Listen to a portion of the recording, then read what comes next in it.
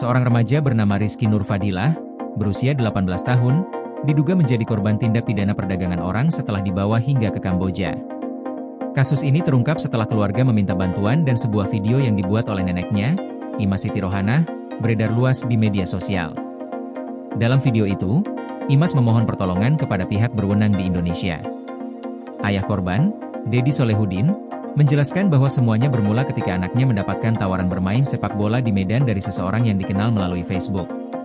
Pada 26 Oktober, Rizky dijemput menggunakan mobil travel, dibawa ke Jakarta, kemudian diterbangkan ke Medan. Namun sesampainya di sana, Rizky justru kembali dibawa ke Malaysia hingga akhirnya dibawa ke Kamboja.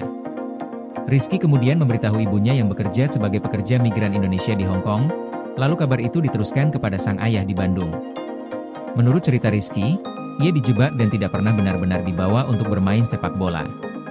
Setibanya di Kamboja, ia dipaksa bekerja melakukan penipuan daring dan harus mencari target warga negara Tiongkok.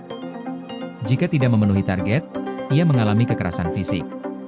Ia bekerja dari pagi hingga tengah malam, bahkan sering melewati jam kerja yang ditentukan.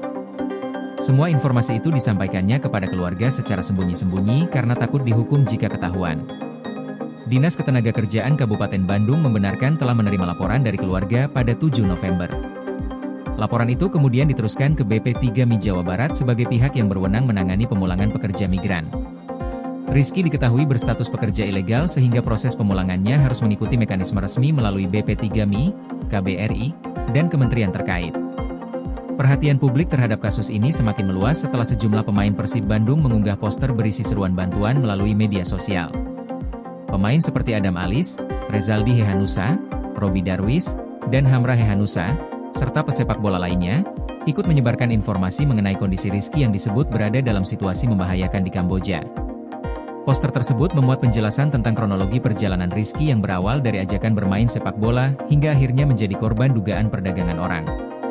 Kasus ini memicu keprihatinan banyak pihak dan menjadi perhatian publik sepak bola nasional. Upaya pemulangan Rizky terus dilakukan oleh pihak terkait, sementara keluarga berharap proses penyelamatan dapat berjalan cepat dan anak mereka bisa kembali ke Indonesia dalam keadaan selamat. Koordinasi PLN dengan TNGL jelang Hari Kesaktian Pancasila, listrik terbangun, alam tetap lestari. Panen perdana garam Aceh. PLN hadirkan energi untuk UMKM di momen menyambut Hari Kesaktian Pancasila.